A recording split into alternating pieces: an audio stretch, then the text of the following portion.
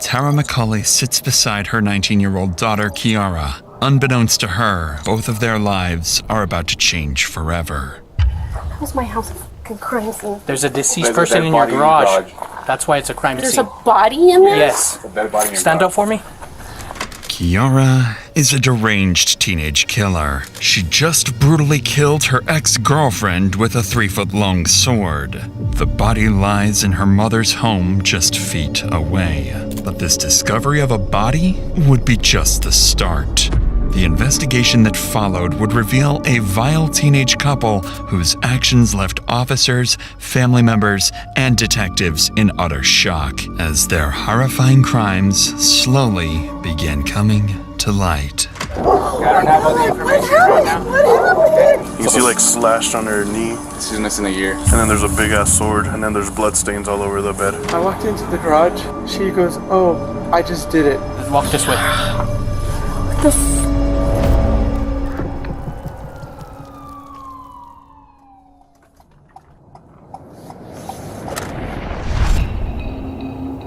The day begins when 911 dispatch receives a call from a distressed mother. She claims that her son, 22-year-old Isaac, has just witnessed his girlfriend, Kiara, decapitate a woman inside her own home.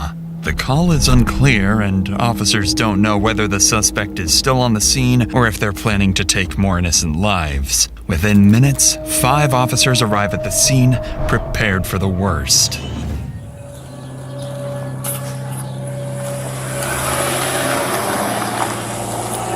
Someone on the backside on the alley. Somewhere down here, 5941.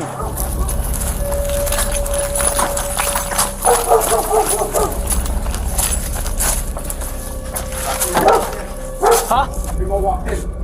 Oh. Kick it in. Let's put on the door. Kick the door. I got you covered. Police department, let me see your hands! Back up! Back up! What's going on? Who called? So someone was getting killed in here. We're being told that the girlfriend's in the garage. That's where she Where's the garage? apparently killed the other 41. Officers get intel that the body is inside the home's garage, directly behind them. One team will clear the primary house, while the other prepares to make entry into the garage. Without any detailed information, the officers have to proceed with extreme caution. Police department! Think it goes around, maybe? Think it goes around.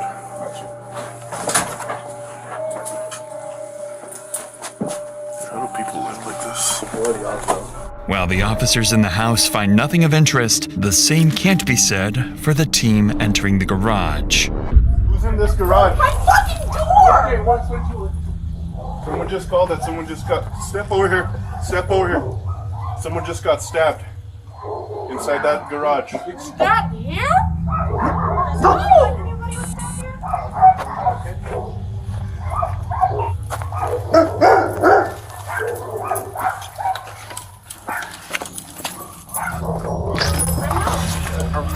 Yeah, we got one down, Santa Fe. What? Go back inside. Go back inside. I'm not gonna tell you again. Go back inside. Detain him, detain him. What are you talking about? Santa Fe police, anyone inside? Watch it. Yeah, I can't. Got one down. Oh, he can't. Where is he? He's right here by the door. Is there somebody in there? Open that back door. The garage. Can you open the garage from that side? No, it's broken. It's been broken for 10 years. Inside the garage, officers find 21-year-old Grace Jennings dead. She has a deep laceration across her neck and several slashes across her body. Tara McCulley appears completely clueless about what's happening. However, the same can't be said for her daughter Kiara. While officers continue searching the garage, body cam footage captures 19-year-old Kiara frantically explaining to her mother what happened. We have Isaac on the phone. Want to know if you guys need him. I guess he's the boyfriend. Where's he at? I got really pissed off, of course. But why would she be here if he invited her last night? Let me. So I was angry. she stayed the night Yeah. in my house? Yeah, and I'm pissed about it. Grace is not allowed here. She knows that. Who's Isaac's girlfriend? She is. You're Isaac's girlfriend? Yes. Okay. What are you to Isaac? Well, I'm kind of mother-in-law to be. This is your daughter? Yes, this is my daughter. Step out with me real quick. What's your name? Kiara? Grace Jennings is the ex-girlfriend of Kiara. After a violent breakup years prior, she was banned from the property permanently. According to Kiara, her current boyfriend, 22-year-old Isaac, had invited Grace to sleep over the previous night, all without Kiara's permission. She claims this pissed her off, revealing a small glimpse as to what happened on this twisted Thursday morning. Do me a favor. This is his girlfriend. Try for real quick. Can I get some shoes on or something? Not right now. We detain at this point, okay? Did you guys have a fight or something? Is there anybody else? Can she sit down so I can put her shoes on her feet? Who else? Is there a female that lives here? Her and Isaac. Negative, sir. Sorry. Negative. And Isaac went for a walk? Yeah. So he was going for a walk in the shower. But they were going to go on a walk. Isaac, in fact, did not go for a walk. Instead, he frantically ran to a friend's workplace after finding Grace's decapitated body, with Kiara reportedly giggling beside it. Clearly, something is very wrong. Worst of all, Kiara's mother, Tara, hasn't even realized there's a dead body in the garage, or that her own daughter is responsible.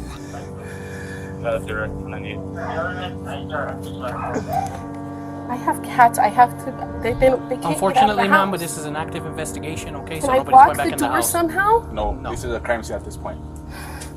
That was my house, a fucking crime scene. There's a deceased There's a person dead in your body in the garage. garage. That's why it's a crime There's a scene. body in there? Yes. Dead body in your Stand garage. up for me. Let's walk this way. What the fuck? Go ahead and come in with me now. As officers clear the home and detain Kiara, it seems the chaos has finally settled.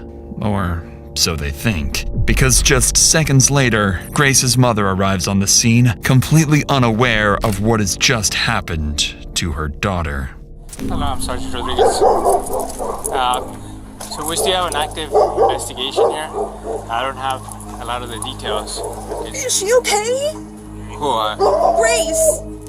Is she breathing? Living? Is she okay? I'm not sure of that. I don't have all the information right now. We're trying to gather all the information, ma'am. So, like the Sarge said, if you could go back with us to the police department, and then we can give you a little bit more information from there. Who's Gray? Do you have an idea of Gray, or do you have a photo of Gray or anything? Grace. Of Grace? Grace, I'm sorry.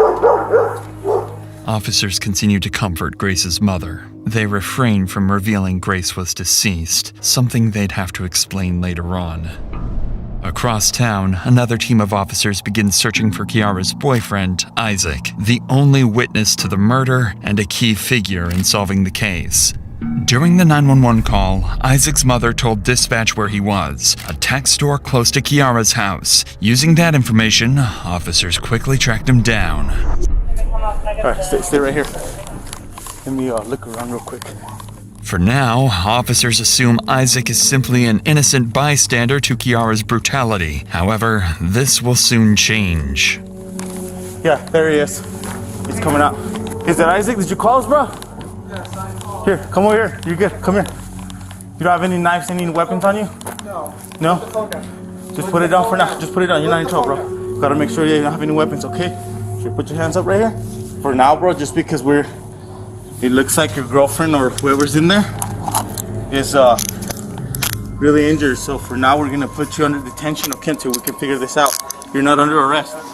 And who's in the garage? Who lives with you in the garage? Your girlfriend? Kiara McCulley. Okay. So can you tell me, how did this call transpire? How did you call us? I walked into the garage, and when I walked into the garage, she goes, "Oh, I just did it." And I'm like, And who was this? Kiara McCulley. She told you that? Very calmly and everything, blood on her hands, and Okay. officers have no reason to suspect Isaac of the murder. He remains cordial and provides them with a chilling account of Kiara's behavior after the murder. But his demeanor starts to take a drastic turn as he's placed in the back of a patrol vehicle. What was your name? Isaac Apodaca. Isaac Apodaca. Do you need to get checked out by meds, man? No? Okay. You want the air or anything? Are you hot, cold? Got this. We'll roll down the window and we'll give you a minute, alright? I don't want to be there. No. I was already planning on leaving today too. I have all my stuff packed up and I wanted to go to my mom and dad's because I'm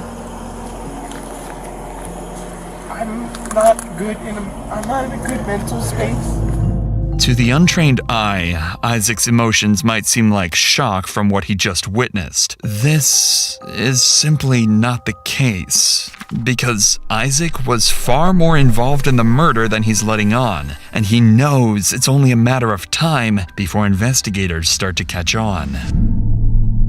Police end their conversation with Isaac, and both he and Kiara are transported to the Santa Fe County Police Station. With both suspects being successfully detained, detectives will begin their process of individually interrogating Isaac and Kiara. One detective will conduct both interrogations, yet they'd turn out completely different from one another. Kiara's especially takes a dark turn as she delivers answers with a chilling truthfulness. What follows is not simply an interrogation, but one of the most disturbing conversations we've ever covered. Have you ever thought about hurting her or killing her?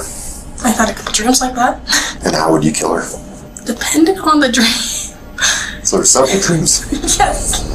But before the interrogations begin, the detective in charge will go to the crime scene looking to gather information from the primary officers. The detective assigned to this case is Javier Vigil of the Santa Fe Police Department. Javier is an experienced detective who, as of 2025, has been promoted to SWAT commander for SFPD. His objective at the scene is clear: to gather as much information as possible, as quickly as possible. He's focused on identifying the primary suspects and determining any potential motives. Every detail will be critical in shaping the narrative he'll use during interrogation, and ultimately, in securing a confession. What he doesn't realize yet is that his investigation will prove far more revealing than anyone anticipated. You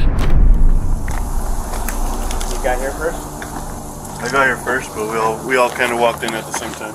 I come here, and from here, you have a straight shot. So I see her, blonde girl, black t-shirt, run inside. So I call contact, I approach the door, open it, no one's answering, so we break the door down, and she's like, oh shit. The suspect's boyfriend is the one that called it. No, it's a 41 that called it in. A third party, 1041 called in. The guy's mom. And mom's like, I have no idea what happened. This one's acting a little like weird, not saying anything. So we finally detain her, cool. They go inside the garage and find the body.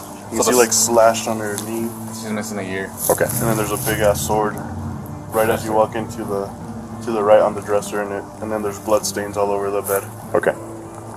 Did we knock at the next door neighbors, see if anyone heard anything?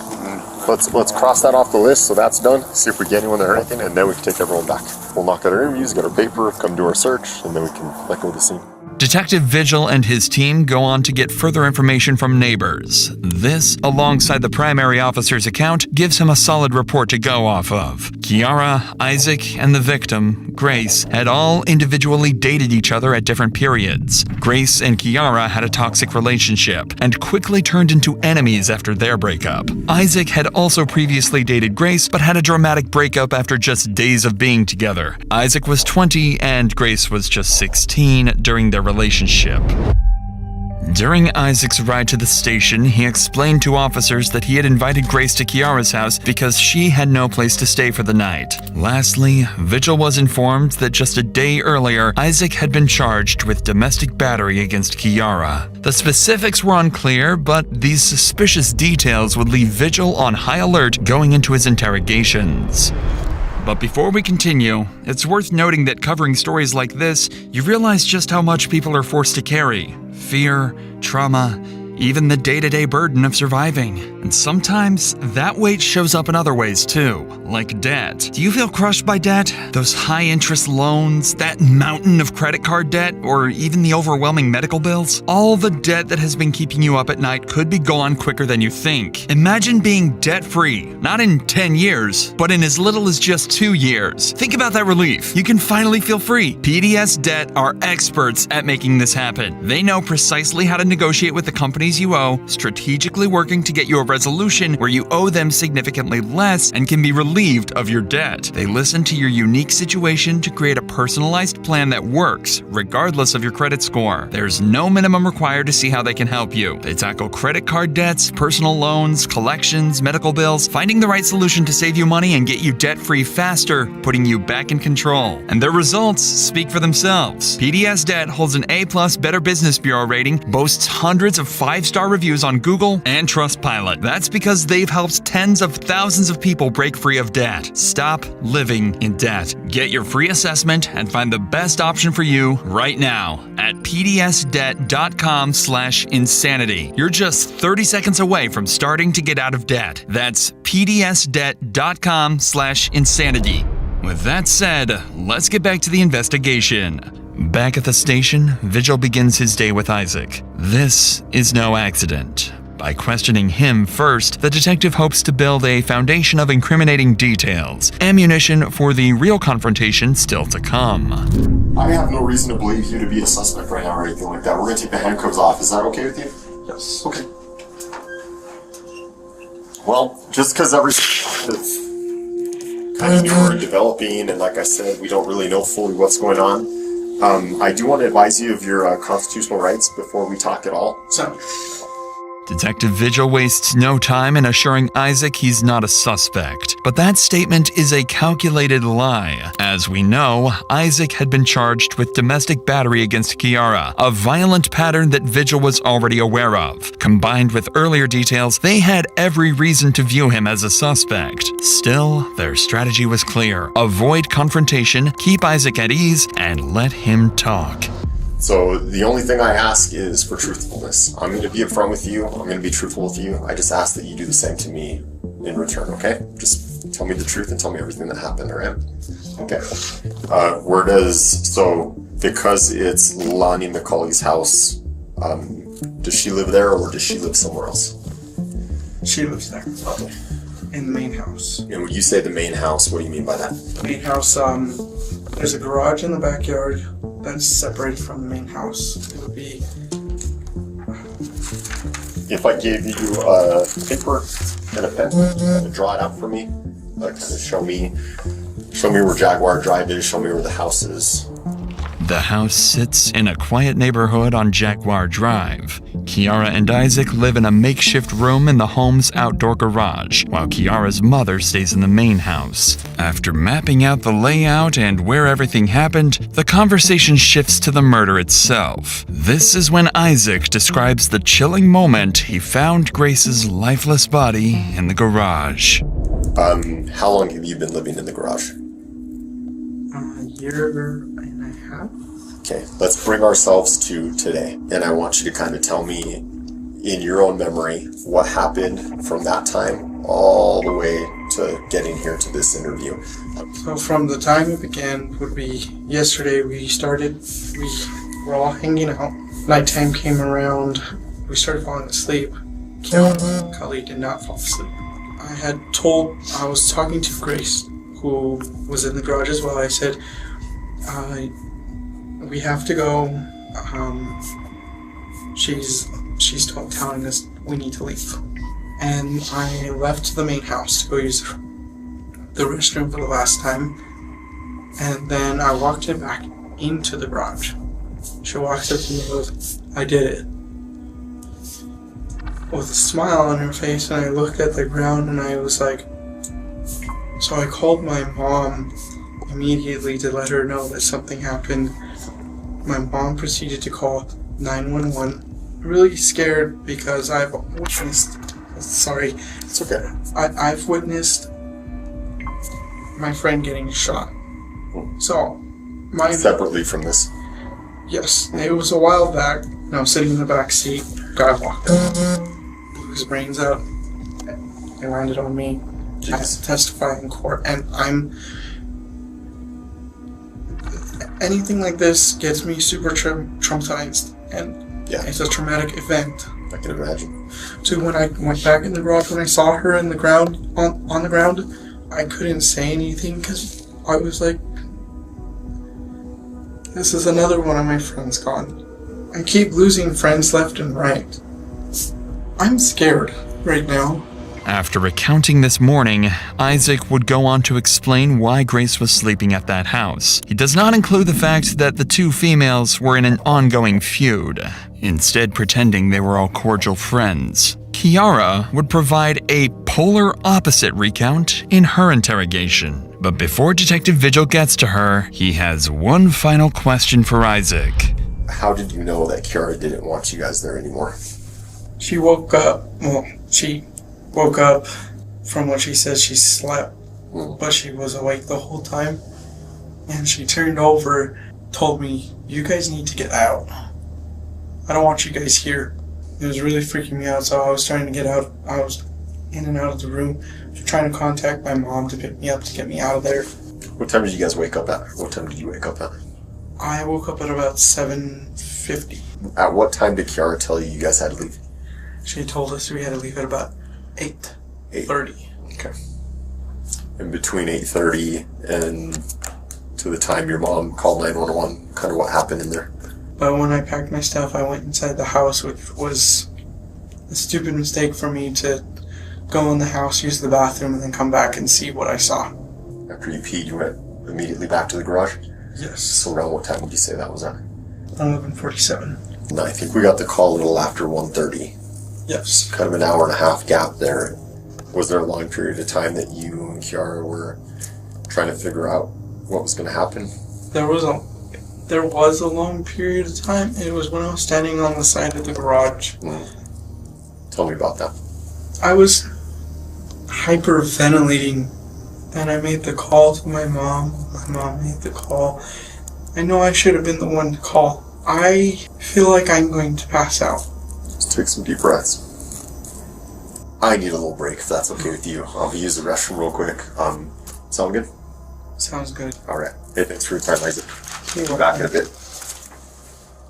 Throughout his interview, Isaac worked hard to portray himself as a victim, bringing up his past, the friends he's lost, and how deeply this event has traumatized him. He likely believes he's convincing, that he's playing the role well, but what Isaac doesn't realize is how quickly things are about to turn against him.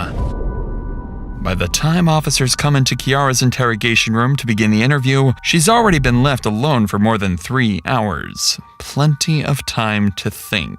In that silence, she began forming a plan, not to deny the murder outright, but to find a way to minimize her responsibility. Kiara knows there's no escaping the fact that a murder took place. The body has been found, and all evidence points directly to her. But she's not planning to walk out innocent.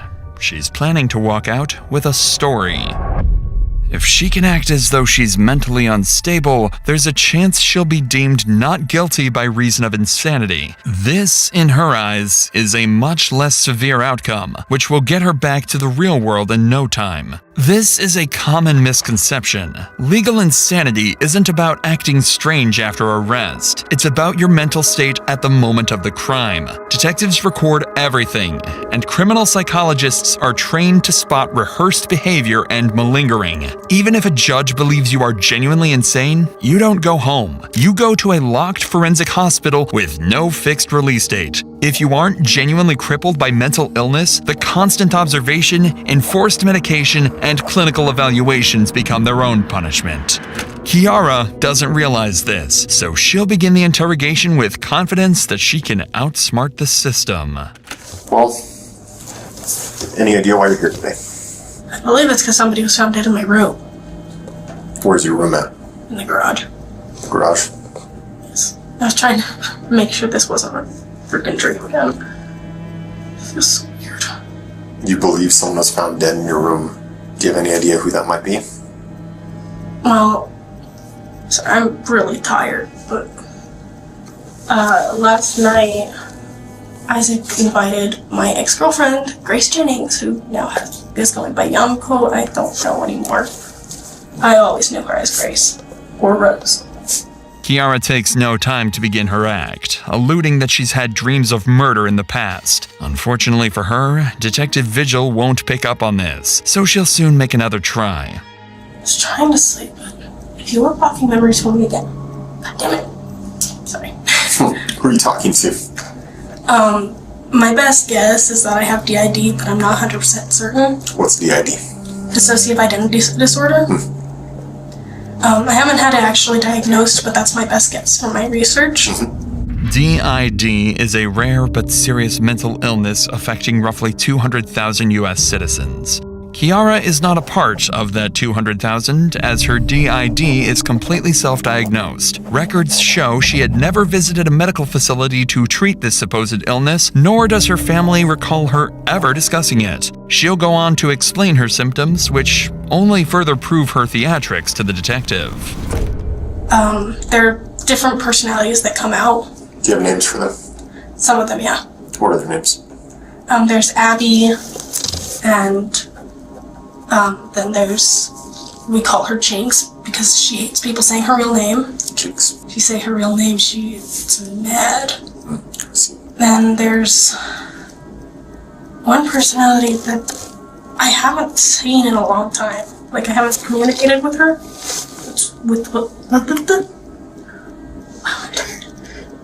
Her name was Jess. Any other personalities? There's the little version of me, which actually responds to my biological name.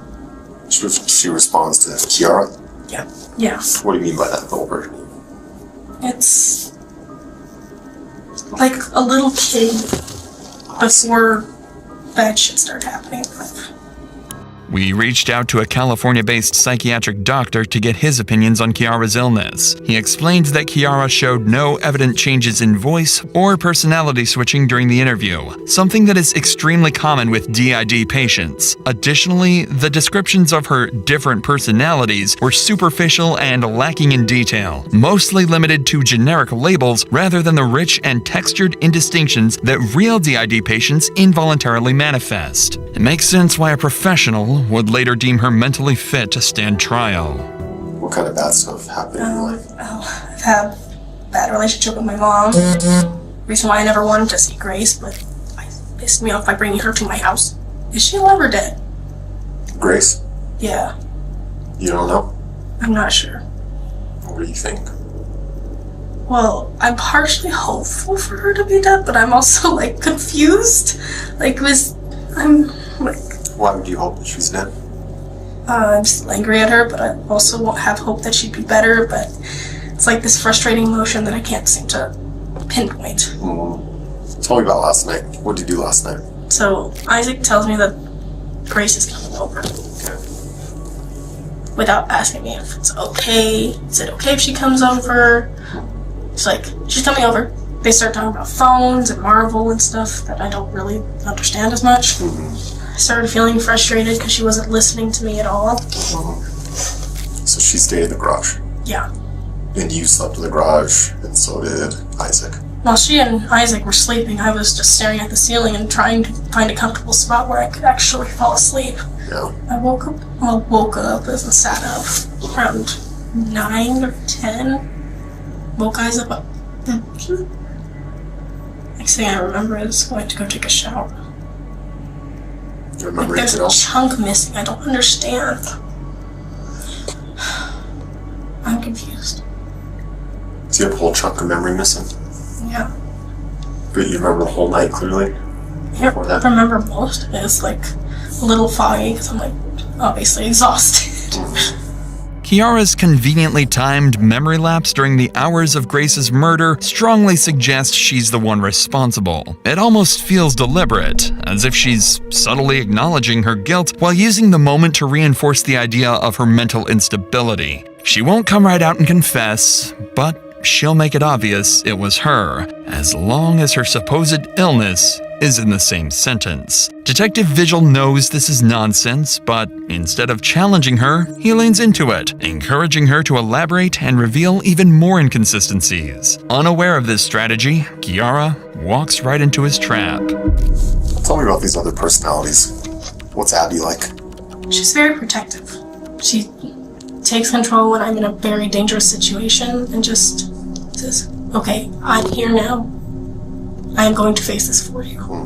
Jennings is a troublemaker. Doesn't like people. So how does it work? So imagine you're in a house and there's this big TV with the PS4 or Xbox or whatever. So whoever's playing the game is in charge, and sometimes you can peek over and kind of see what's going on. Sometimes this personality decides, oh, I'm gonna go to this room that can't see the TV.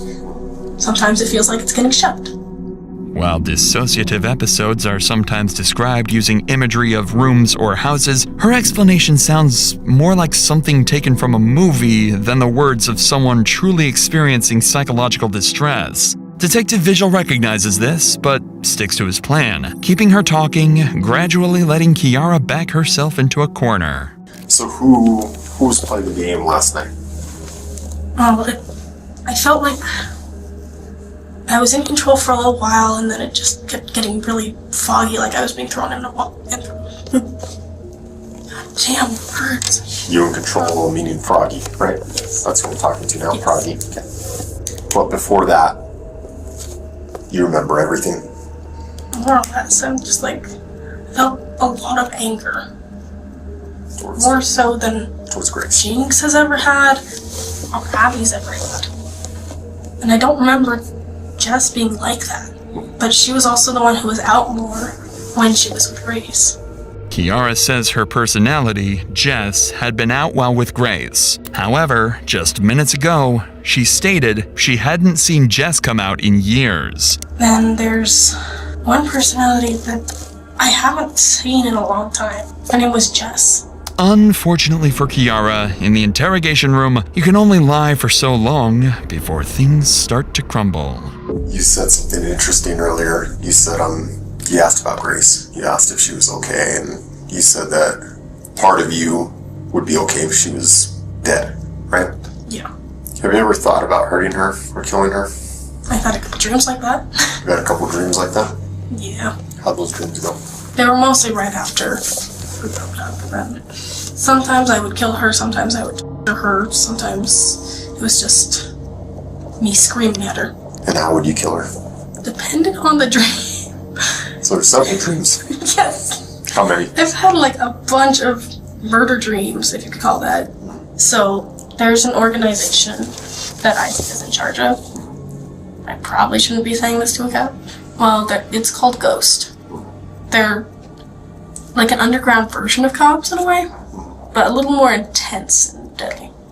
Kiara's explanation of her disturbing dreams shine light on a core variable in her and Isaac's crimes: their idolization of violence. We've had to cut the next small portion of the interrogation out because Kiara discusses detailed dreams so grim they unfortunately wouldn't be allowed on YouTube. This chilling theme can be seen across Kiara's various social media profiles, all of which are still public to this day. Her constant posts showcase a fascination for horror. Even just a day before Grace's murder, Kiara would post several demonic videos to her TikTok. These dark fascinations are things most teenagers outgrow, but for Kiara, they became reality. She speaks of an underground group called Ghost, offering few details beyond its obsession with deadly violence. Whether she mentions it to support her insanity claim or to impress the detective is unclear, but the information is useful to the police. Detective Vigil presses further, hoping to draw out anything she's willing to give. And I get rid of people who are words in charge of trafficking, in charge of anything that has to deal with hurting kids. He kept trying to tell me, just do it, and you're gonna just kill her. Then you'll get ranked up. Because he had me join. And I'm like, I don't know what the fuck's going on, and I kept hesitating. It's like, what's that thing there? It's honestly, I'm very confused because he hasn't told me jack shit. He just gave this to me. It's like, you're a part of it. I'm like, okay. Sounds like an initiation tattoo kind of. Yeah. Some ghosts, an underground society of people that are kind of their own version of cops and justice. They kind of kill bad people. And this is kind of me trying to piece together, kind of like what you're saying, like the messages I saw too. Was Isaac trying to push you to kill Grace? Yeah. I had my dagger in my hand, and I kept going, and then just stopped. Like, I felt a little kid's hand hold me back. Like it was Kiara telling me, don't. The moment Detective Vigil gives Kiara the opportunity to blame Isaac for the murder, she takes it, bringing up details about Isaac's underground organization as well as his repeated pressure for her to kill Grace. And while Kiara has been caught in a web of lies up until this point, her remarks about Isaac would turn out to be nearly completely honest. Detective Vigil has achieved everything he could have wanted from this interrogation, so he decides to end things, leaving Kiara to spend the night in jail. His focus now is on Isaac, and trying to hone in on how implicated he actually was in this murder.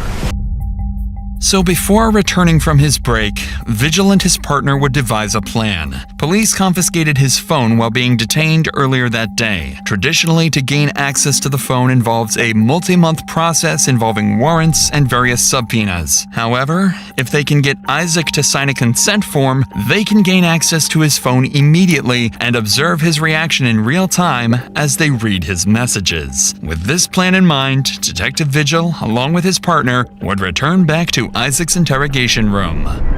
Hey Isaac, so I have your cell phone. I know our cell phones are very important to us because we have pretty much all our personal information on them and everything. Given that there were kind of messages and stuff, and this is still an active investigation, there is reason to believe that there is potentially evidence on your phone. So one way or another, we are going to have to look at the data on the phone. And it's just a fancy form and a fancy way of saying that you're giving us permission to extract the data from your phone and only look at things pertaining to this case. Yeah, sign right there, please. And the phone password? There's no password. No password. It's just a quick swipe up and that's it. Okay.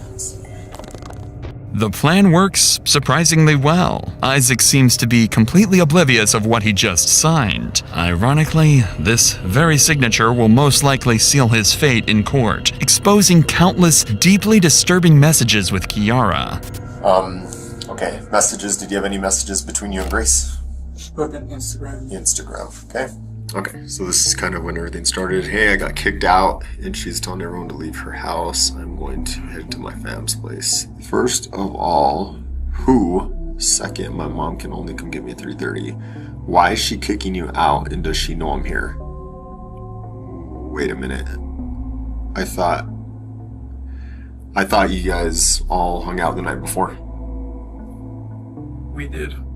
Grace actually thought she was being snuck into the home without Kiara knowing. Clearly, the two were planning something that Grace was unaware of. Isaac completely freezes as his lies finally begin to catch up to him. You'll notice Isaac go into this panic state often in the next 25 minutes because this is the first of many more blatant lies detectives would find.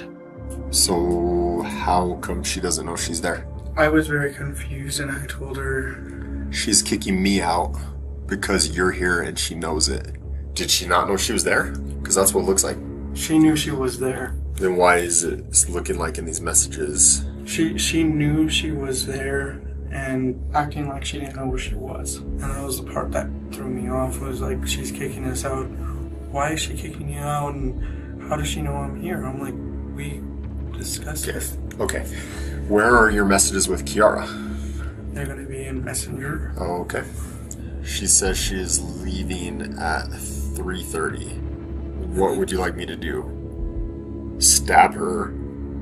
I don't know. I don't have the energy to do shit. I am fake and thrown out. You're getting fake thrown out. Yes, that's usually how it happens. I get told to leave, and 5 days later, she asks me to come back. Uh-huh. Unless I ask your mom to give me a ride to Target and you do what is needed.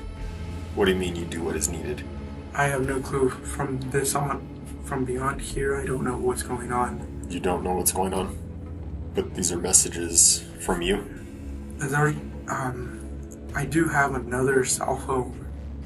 Didn't tell you guys about, but it's still over there at the house. So you didn't send these messages? Or you did? On this, from down on, no. Everything Isaac is saying is a terribly orchestrated act. Moments of clear incrimination like this are often considered the critical moments of an interrogation. It's the point in which every decision the detective makes can be the difference between a complete confession or a failed session with the suspect. Isaac's nervous behavior indicates he knows things are slipping out of control, so Detective Vigil makes the smart decision to give up the nice cop act and start pressing for answers. Isaac, this is getting really weird, man. I have a second phone. You have a second phone? Yes. Where is that phone? That's at the house. Okay. It is logged into the same Facebook account. I don't know, man. These messages look a lot like there's some conspiring going on, some planning going on. From that point where I was telling you from... Even before then, it sounds like you guys are planning something. You're fake getting thrown out and what? I say fake getting thrown out, like I said, was... Do you want to start over? Because I'm really confused with everything that's going on. Like, you're telling me you have two phones now and those other messages aren't you, and it's what you're telling me, your statement isn't lining up with these messages. Isaac's demeanor has shifted drastically from just minutes prior. He knows how poorly things have just gotten for him. Now, I told you at the beginning of this talk that we need to be truthful with this, right? I am being truthful. I do have a secondary phone. And I'm telling you, the messages are not me. They're from Kiara to using my Facebook from me to Kiara, but I can't quite explain how it looks. Kiara to Kiara? Yes. Why would she do that? She's told me that she's wanting to ruin my life. Dagger because it's blunt? What does that mean? She asked me a question in the room, like, what is the difference between the dagger and the sword? Okay. And I messaged dagger because it's... Why is blunt better? She says you say it cuts like butter. She says just gonna stab the throat. Is that what she's trying to say? The thought. Just gonna stab the thought. Yes. Instant or will it take long? What does she mean? Instant. What do we do about the mess? We burn it and I'll buy new blankets and bed? What's going on here, Isaac? She said was gonna stab the thought. And I thought like, like she was poking the thought that was in her head about her dagger. Okay, well, what about the mess? What mess?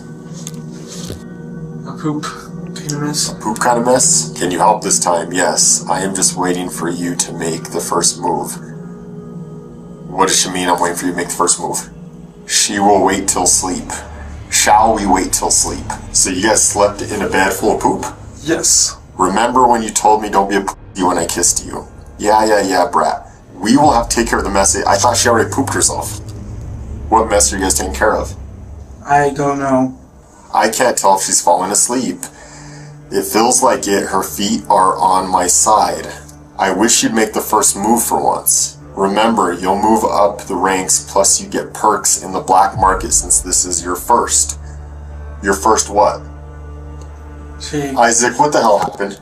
I can see the messages. I'm not dumb. This isn't the first time I've done this. What is happening?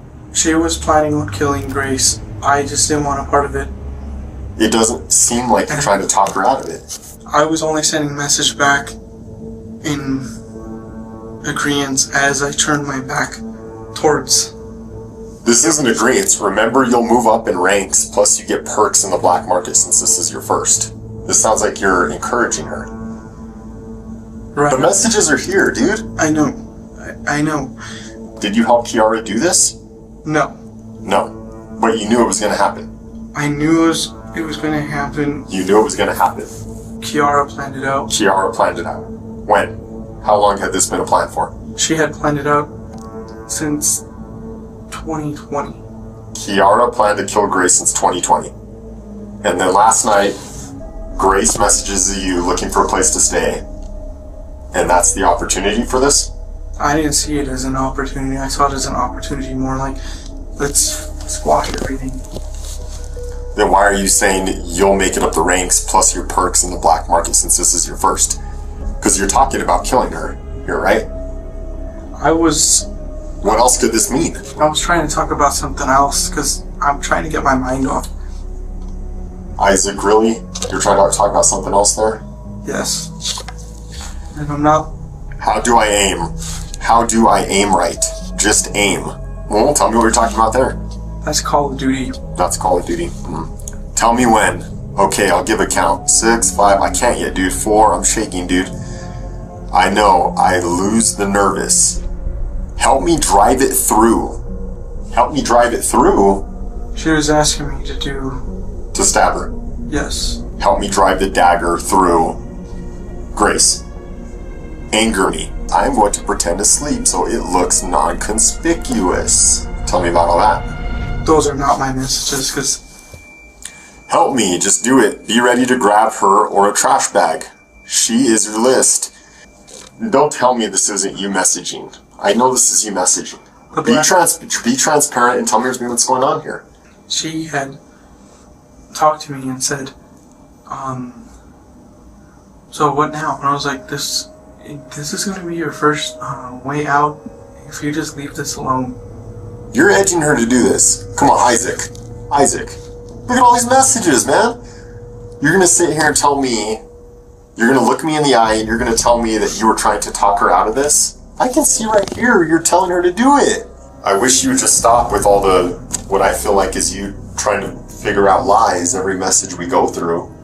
And things will be a lot better for you moving on if you just come out and you cooperate and you tell us everything that happened. Tell us the truth. Tell us everything. It'll be better for you. Would I be able to talk to you privately? Yes. You want her to leave? Yes. Alright, take it.